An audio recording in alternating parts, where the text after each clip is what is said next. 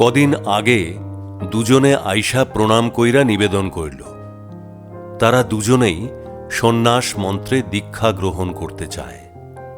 ঠাকুর বলিলেন, সর্বমন্ত্র সার নাম, অতএব নাম মন্ত্রে দীক্ষা নেন। তাহারা নাছোড় বান্দা, সন্ন্যাস মন্ত্র দিতেই হইব। আমি ফণীন্দ্র কুমার মালাকার তাদের বিভিন্ন প্রকারে বুঝাইলাম, কিন্তু তাদের সেই এক কথা পায়ে মাথা রাইখা অঝরে কাঁদিতে শুরু করল। অবশেষে কইলাম, 7 দিন পরে আইসেন, আমি দেখি কি হয়। তারা অশ্রু মুখে বিদায় নিল বটে, ঠিক 7 দিন পরে আইসা আবার হাজির হইল।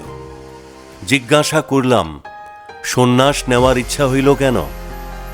নাম মন্ত্র নিয়া ঘর সংসারে থাইকা পিতা মাতা ভ্রাতা ভগ্নীর সেবায় আত্মনিয়োগ করিলে ভগবৎ সেবাও হয়, ভগবৎ প্রাপ্তিও ঘটে।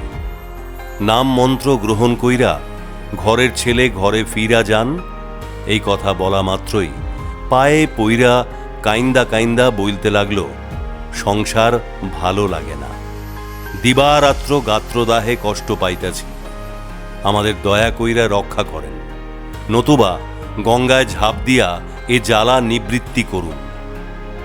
কইলাম, সন্ন্যাস নিতে হইলে পিতা মাতার সম্মতি নিতে হইব, তবেই সন্ন্যাস মন্ত্রে দীক্ষা পাইবেন।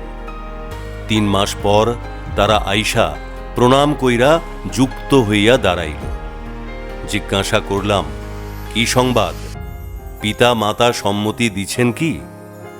বলিলেন, এক শর্তে সম্মতি দিয়েছেন, মাঝে মধ্যে আইসা দেখা করতে হইব। বেশ, তাই করবেন। মধুদা প্রশ্ন করিলেন, বাবা, নতুন সন্ন্যাসীরা ভণ্ড, কমণ্ডলু ধারণ করেনি। ঠাকুর বললেন, ধারণ করছে। নবদ্বীপদা বলিলেন, বাবা, শুনেছিলাম আপনি সন্ন্যাস মন্ত্র নেবার পর বহুকাল তুলসী মালা ও শঙ্খের মালা জপ করেছিলেন, ইহা কি সত্য? ঠাকুর, করছিলাম, দীর্ঘকাল না, 1 বৎসর। নবদ্বীপদা পরে জিজ্ঞাসা করিলেন, ওই জপ কেন করেছিলেন? ঠাকুর বললেন, তাগো সন্ন্যাস পথের বিঘ্ন অপসারণার্থে জপ করতে হয়েছিল।